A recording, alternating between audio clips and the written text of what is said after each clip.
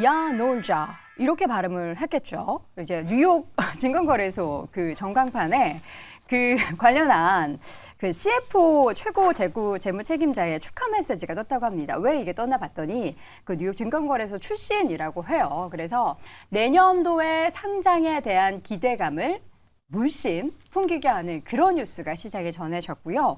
관련된 종목들의 움직임이라고 하면서 사실 이 종목들이 저희 뭐 오늘장 탑5를 통해서 한 번도 거론된 적 없는 종목들이 사실 대부분이죠. 이 아주 IB 투자, 뭐 SBI 인베스트먼트도 올라와 있고 오늘 보니까 그레디언트라는 기업도 급등세에 보이면서 정말 관련된 야놀자 종목들이 주가가 신나게 놀고 있습니다. IPO 관련한 최근 뉴스를 좀 한번 정리를 해주세요, 손석희 교수님. 네, 저도 사실 이제 야놀자 뉴스를 오랜만에 보기는 했어요. 네. 그런데 이제 아까 화면에 나왔지만 야놀자 때문에 평소에 못 보던 어떤 종목들까지 보게 되니까 되게 그러니까요. 눈이 되게 신선해지는 것 같은 신선해요. 느낌도 네. 받게 되네요. 앞서 이제 우리 앵커께서 말씀 주셨지만 미국 뉴욕 증권거래소 출신 CFO가 새로 이제 야놀자에 선임이 됐어요. 그쵸. 알렉산더 이브라힘이라는 분인데 이 분이 이제 아시아 기업, 뭐 남미 기업 이런 쪽 기업의 IPO 같은 것들을 그동안 많이 지원을 해왔던 아주 저명한 인물로 알려졌고 이 인물이 어쨌든 야놀자에 선임이 되면서 야놀자의 미국 상장이 멀지 않았구나라는 이제 신호로 분석이 됐다라는 거고요. 야놀자 아시는 것처럼 일찌감치 골드만삭스 모건 스탠리 주관사로 선정해서 IPO를 계속해서 준비해 오고 있었는데 이런 구체적인 행동까지 이제 하나둘씩 포착이 되면서 내년에는 정말 미국 증시 상장을 쿠팡에 의해서 또 볼 수 있겠구나. 이제 이런 기대감을 갖기에 충분했습니다. 네. 지금 야놀자 실적도 굉장히 좋거든요. 그래요? 3분기 기준 실적 보니까 연결 매출이 2,387억 원인데 와.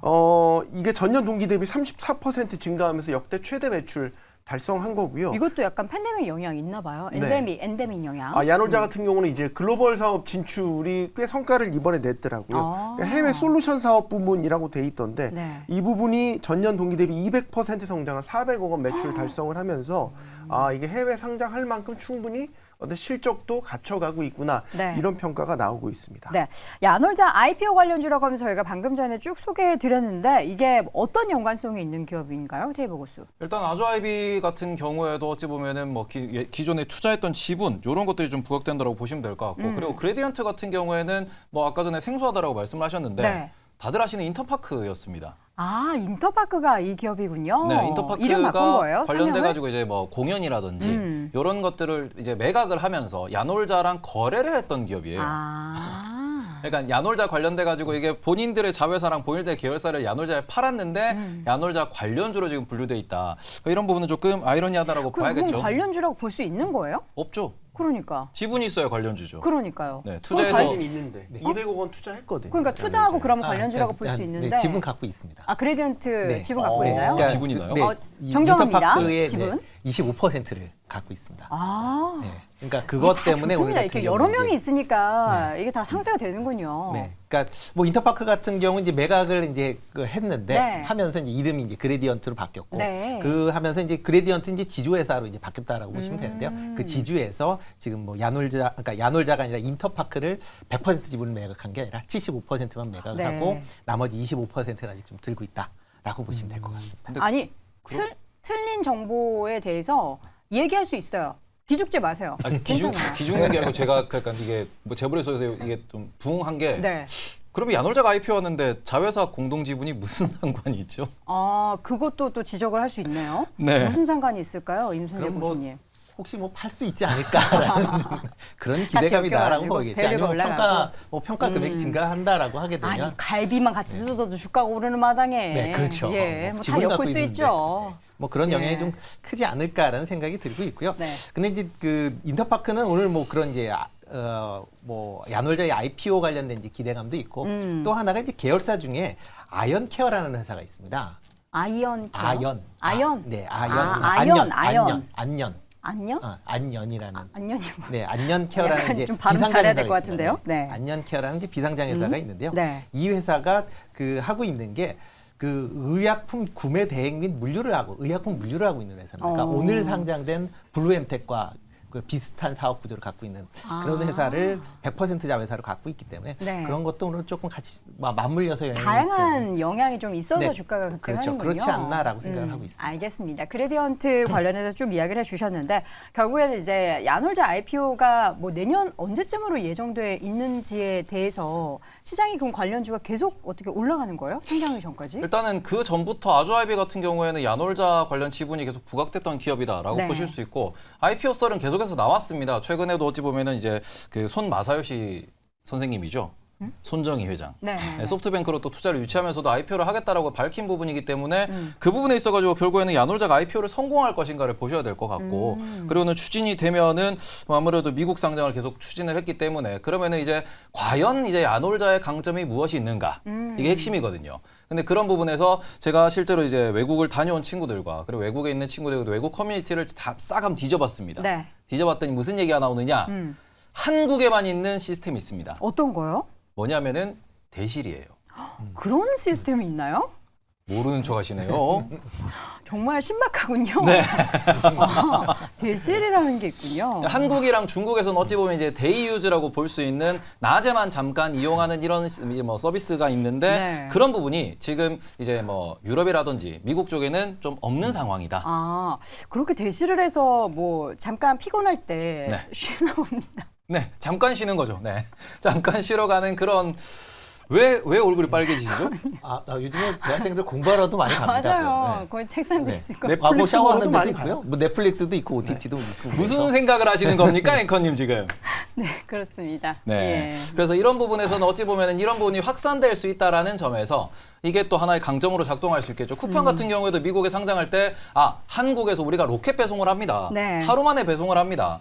이런 특징으로 이제 미국 투자자들을 약간 뭐 설득했다라는 점에서는 이것도 하나의 좀 좋은 스토리가 될 수 있지 않을까. 그래서 이런 부분에서 결국에는 뭐 이게 이게 상장될 때까지는 시간이 좀 걸리겠지만 계속해서 반복적으로 이슈는 될 수 있다 정도는 기억해 주셨으면 좋겠습니다. 알겠습니다.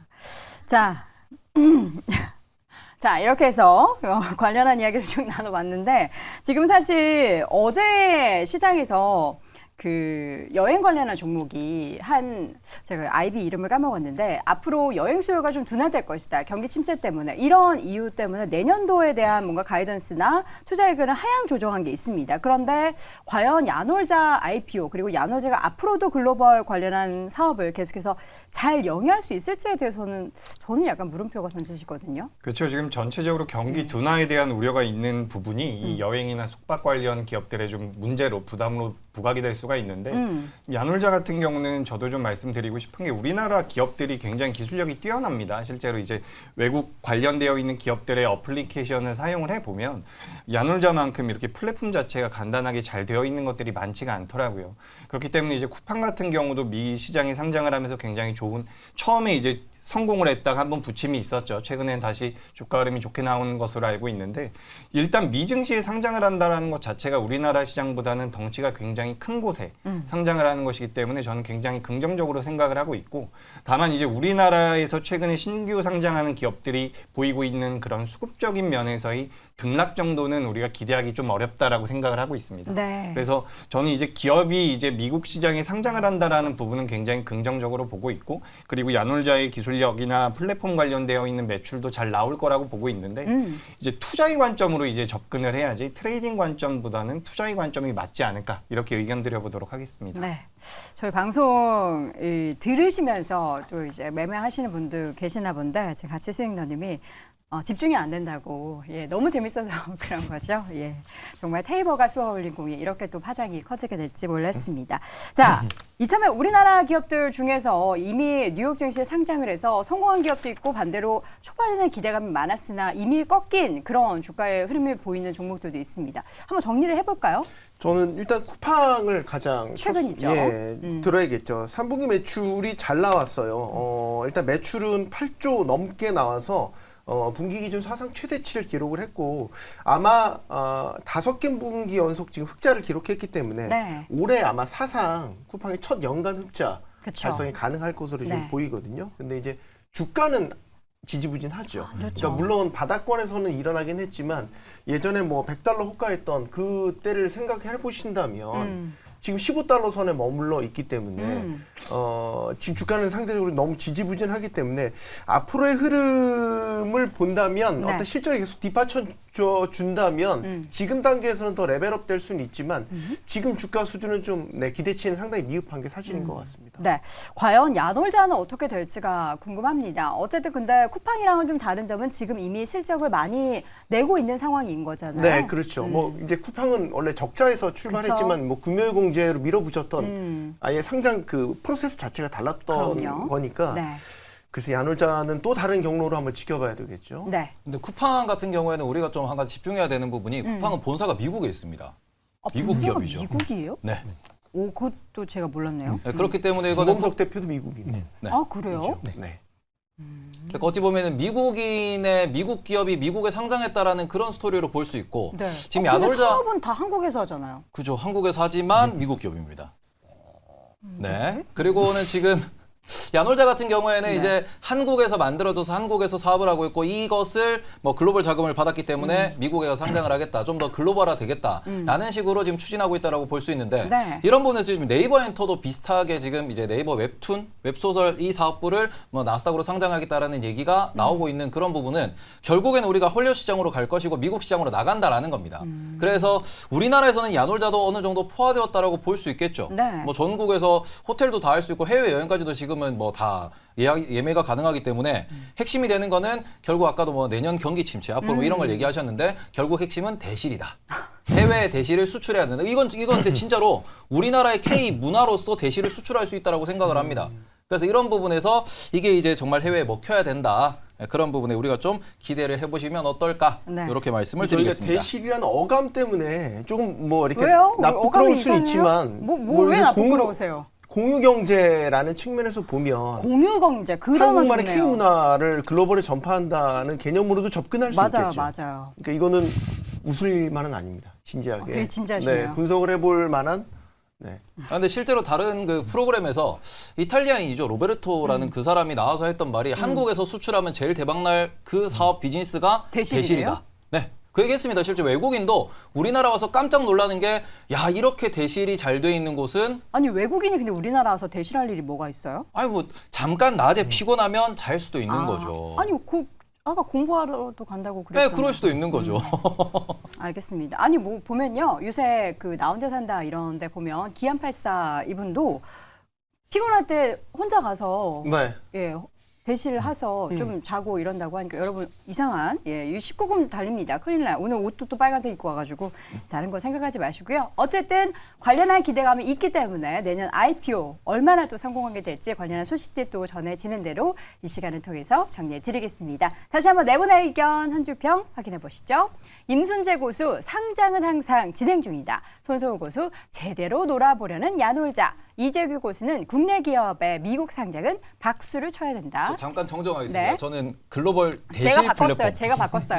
글로벌 숙박 플랫폼을 향하여라고 의견을 남겼습니다. 아, 좀 가만히 있지. 예, 제가 저희는 심의 규정을 잘 지키고 하기 때문에 뭐 대실이란 표현이 이상한 거는 아니지만 제가 숙박 플랫폼이 더 좋잖아요. 더 큰 거니까. 그래서 바꿔봤습니다. 자, 오늘 쟁탑5 함께하고 있고요. 3위 주제 확인해 보시죠.